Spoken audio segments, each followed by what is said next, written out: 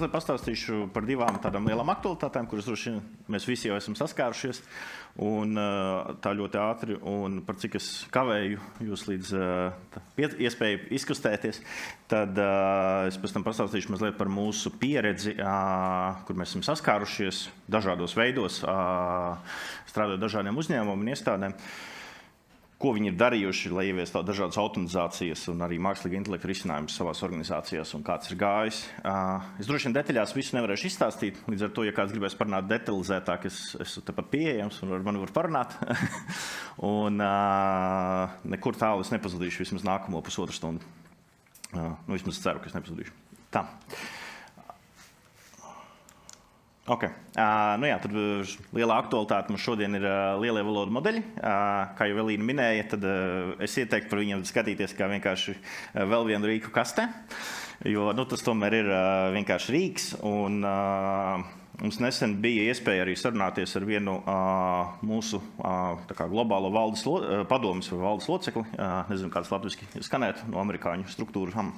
Bet viņš stāstīja par to, ka viņš tur sēž kā investors daudzos tur startupos, un tad viņi tur nāk pie viņa, un tad viņi tur stāsta, mums tur ir biznesa problēmas un tā. Bet mēs tikko uztaisījām chatbotu, baigi forši. Bet viņš saka, ko tas chatbots jums dod biznesam? Neko, visi to dara, baigi stilīgi. Un, principā viņi vienkārši iztērējuši laiku un pārsteiguši savu tur tā kā sanāk investoru vai padomi arī, un uztaisījuši vienkārši rīku, kuram patiesībā varbūt pat nav jēgas, vienkārši tāds hypes un trends. Līdz ar to vajag uz to skatīties tā kā pragmatiskāk mazliet. Un no tāda pragmatiskā viedokļa par lieliem valodu modeļiem, droši vien tas galvenais atslēgvārds būtu, es mēģināju iztulkot latviski, īsti nav terminoloģijas, bet būtībā skatīsimies uz tā angļu valodā ir tāds saīsinājums kā RAGs, un būtībā tas ir galvenais veids, kā izmanto šos lielo valodu modeļus praktiski. Mums ir arī vairāki projekti, par ko es pastāstīšu mazliet vēlāk, ko mēs veicam šajā jomā, bet doma ir tāda, ka mēs varam skatīties uz tiem valodu modeļiem kā rīku, kas uzlabo kaut kādu datu meklēšanu, izgulšanu, un tad arī varbūt var pasniegt viņus cilvēkiem, ja lietotā interfeisa sanāk, ir tā kā chatbots, tad viņš var pasniegt to kā chata interfeisā, bet tikpat labi viņš to var pasniegt arī citos interfeisos. Un tā lieta, ka tas būtībā ir tāds jauks veids, kā uzlabot meklēšanu, un tur ir vēl daudz dažādi. Ir lielāki modeļi, ir mazāki modeļi, ir brīvi pieejami modeļi un vēl kaut kas, un to arī visu var izmantot. Un daudzām specifiskām domēnu problēmām patiesībā mazāk modeļi ir labāki. Tad nākamais trends ir regulējums. Mēs dzīvojam Eiropā, uz, kā teikt, mūsu tagad eiro birokrāti ieguva entuziasmu un parādīja, ka GDPR viņi attīsta tur pasaules inovācijas, un uz šī pamata viņi sāk ģenerēt vēl vairāk regulējums, protams. Un no tāda viedokļa skatoties, tagad tiek izstrādās tas saucamais Eiropas mākslīgā intelekta akts, likums vai regulējums. Kas ir interesantākais ir tas, ka viņš patiesībā lielākajā daļā gadījumu neko būtiski tādu nepasaka. Viņš vairāk ir tāds fokusējis uz ētiskām lietām un uz to, ko drīkstētu darīt ar risinājumiem vai nedrīkstētu un kas to darītu. Lielākajā daļā gadījumu mūsu kā uzņēmumi, kas varbūt paši nebūvē mākslīga intelekta risinājums, patiesībā mums ir vienkārši jāievēro GDPR un viss būs labi. Bet tāpēc tas ir vairāk tā kā sakārto lietas tiem, kas būvē modeļus, lai viņi būtu ētiski un lai viņus nepielietotu tādām lietām, kas varētu mums likties Eiropas kultūrā nepieņemams. Kā piemēram, tu šķirot cilvēks pēc kaut kādiem uzvedības modeļiem vai vēl kaut kā to dara Ķīnā. Un tad, ko mēs varam ar to visu darīt šīm aktualitātēm un kas praktiski arī ir noticis un darīts, un tas būs tā kā mans pamatfokus vairāk. Tad mēs ar kolēģiem, kad gatavojāmies, man liekas, es ar Aldi runāju, vēl piekdienu mēs tur izņēmām 10 papildus slaidus, un mēs visu mēģinājām vienkāršot.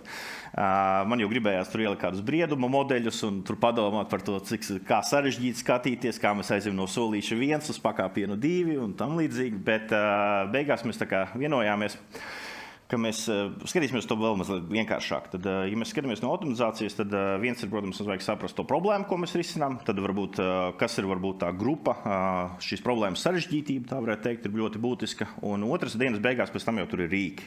Un rīki arī ir ļoti būtiski, kā tu viņus pielietot. Bet, ja mēs skatāmies tā vienkāršāk, tad ir skaidrs, ka automatizācija ļoti reti ļauj tā kā atlaist darbiniekus vai tur samazināt cilvēku skaitu organizācijām. Tā, jo vienkārši cilvēku darbs mainās, viņi var darīt lielākas pievienotās vērtības uzdevumus. Un, lai gan vadība reizēm domā, ka tas radīs kaut kādas milzīgas tādus savienojumus, bet visticamāk, ka tas daudzās organizācijas patiesībā, ko es arī vēlāk demonstrēšu, liela daļa no šiem darbiem jau patiesībā vairs nav organizācija, bet viņi jau ir outsourcot uz kādu lētāku valsti un tam līdzīgi un tādu vienkāršāku uzdevumu. Tā kā tas patiesībā no organizācijas viedokļa īstenībā neko daudz nemainīs. Tad pirmā kategorija, par ko es runāšu, būs uzdevuma automatizācija. Un mēs varam automatizēt vienkāršus saprotams uzdevumus, kur ir patiesībā vēlams, ka viņi ir relatīvi maziņi, bet viņi ir ļoti, ļoti daudz. Un tas patiesībā ir tas, kas dod lielo jēgu, ir automatizēt šādus uzdevumus. Tad nāk pēc tam jau tāds mazliet sarežģītāks scenārijs, diezgan tradicionāls, man liekas, ka visvairāk darba plūsmas tā vēsturiski mēs automatizējām, kad cilvēkiem, kas nodarbojas ar pārdošanu, visi tur ieviesa CRM sistēmas, un tad tur Igaunijā bija CRM sistēma kā Pipedrive, kura tur ieviesa tādu ļoti jauku fokusu uz savārdošanas procesu. Ja mēs tagad lietojam tur, nezinu, citas Salesforce vai vienalga. Viņas arī viss ir orientēts uz tādu kā case management izskatu, darba plūsmu, un darba plūsmu automatizācijas un soļu savākšana ir tāds loģisks nākamais sarežģītības solis, kur mēs varam ieviest automatizāciju.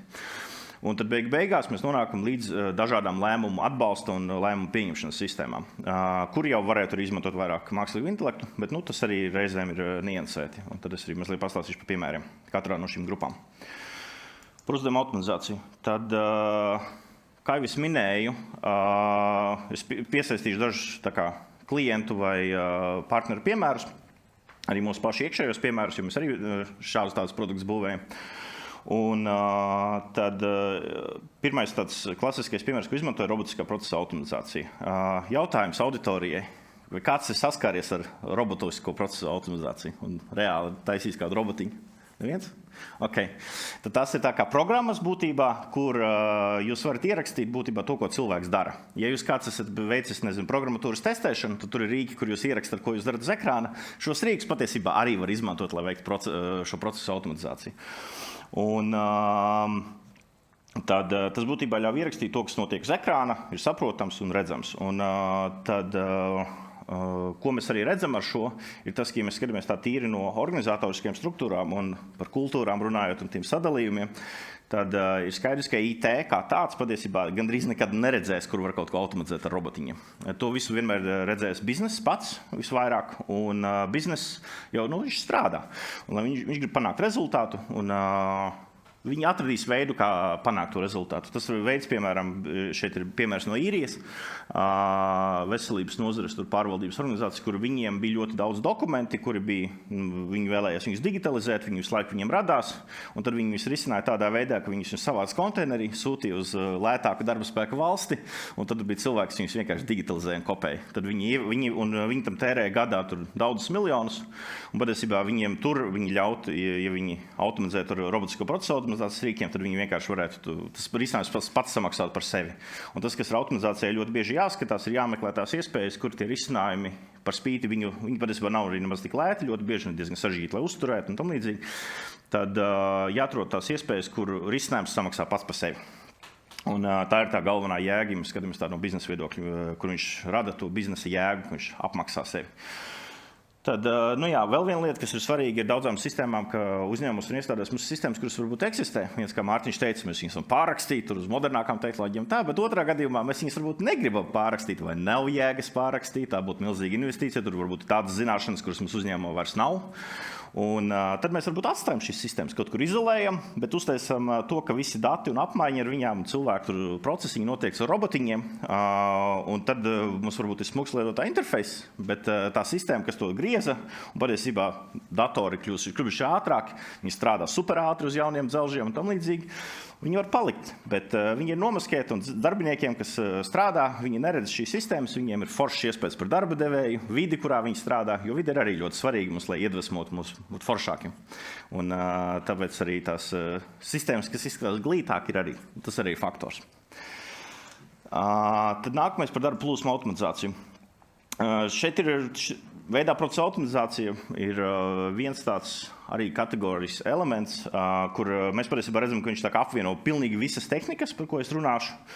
Bet būtībā, ja mēs gribam uztaisīt kādus risinājumus, kas ir nopietnāki, tādā vidējā sarežģītībā, mums ir jāsaslēdz ar dažādām sistēmām, mums ir dažādas lietas jāintegrē kopā, mums ir nepieciešama jau tāda visaptvaroša vide. Un tas jau būs tāds diezgan sarežģīts projekts.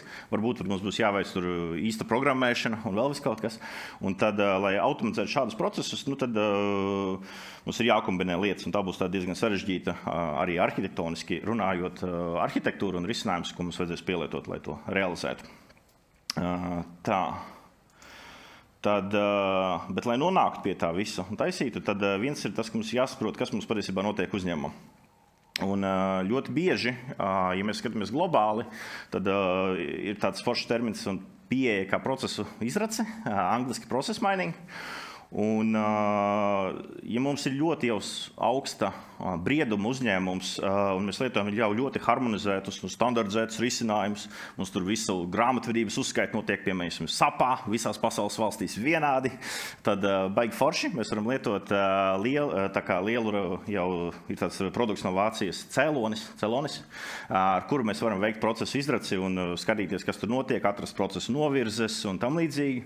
Bet, ja mēs skatāmies tādā praktiskākā pasaulē dienas beigās, lai realizētu to procesu izraci, mēs skatītos no tā, kā reāli cilvēki lieto sistēmas un kas tur viņām tā kā darbībām, ko cilvēki dara sistēmās, mums zīmēs tādi kā procesu koki.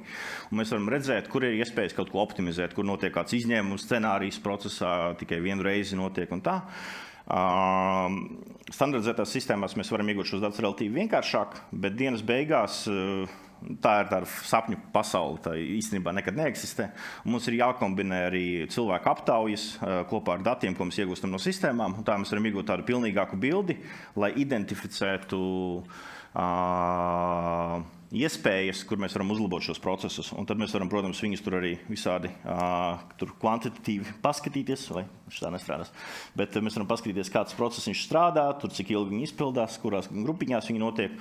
Un tad no tā mēs varam izdomāt, ko uzlabot. Un, ja mēs skatītos vēl arī no prakses viedokļa, tad vislabāk ir tas, ka mēs veicam šo uzlabojumu un mēs turpinām skatīties ar šo automatizētajiem rīkiem, kā šie procesi turpina darboties. Jo varbūt, ka mēs tur vienu procesiņu salabojām, bet pēc tam viņš tur citā galā vienkārši uzsprāga un kļūst vēl sarežģītāks un tā. Un tāpēc tas ir tāds ļoti labs veids arī, kā sevi kontrolēt, lai mēs neredam blakus efektus organizācijas.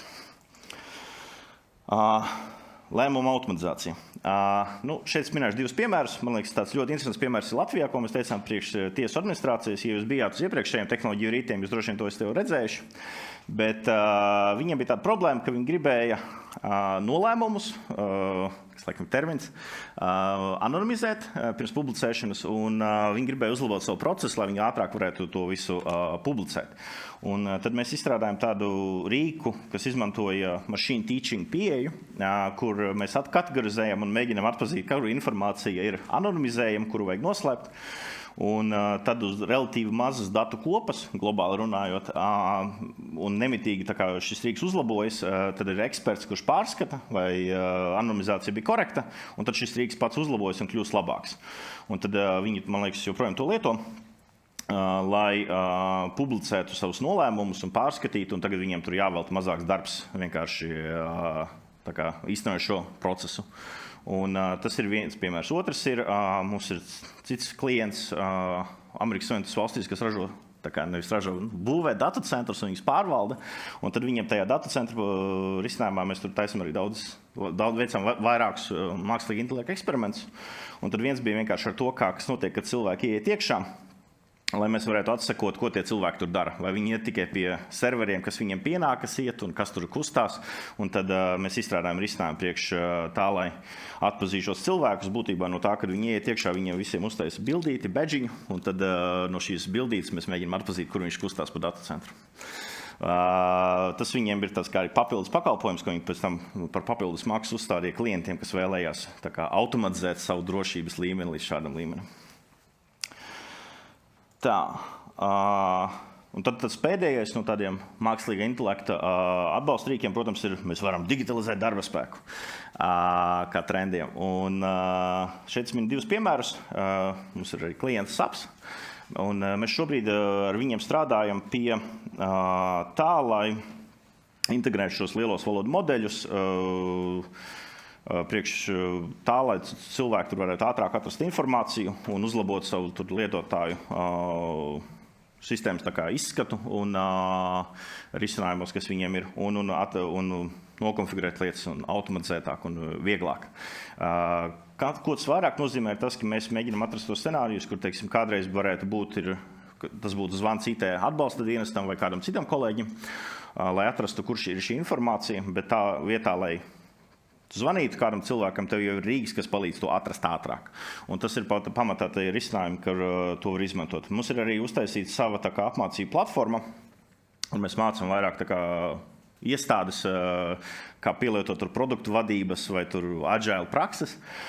Un tur arī mēs esam ieviesuši arī šo chatbotu, kurš palīdz meklēt informāciju. Jo tur ir ne tikai kursi, tur ir arī ļoti daudz tādi kā bukleti, informāciju, ko var atrast un ko cilvēki var pielietot. Un tad, lai šo informācijas uzlabošanas pieredzi uzlabotu, arī padiskutēt patiesībā par agile. Es nezinu, ja kāds strādājas agile, tur vienmēr ir kāds Scrum Masters, kurš tur visu laiku tur skalo smadzenes par to, ko nozīmē īsts agile un ko nozīmē neīsts agile un tam līdzīgi.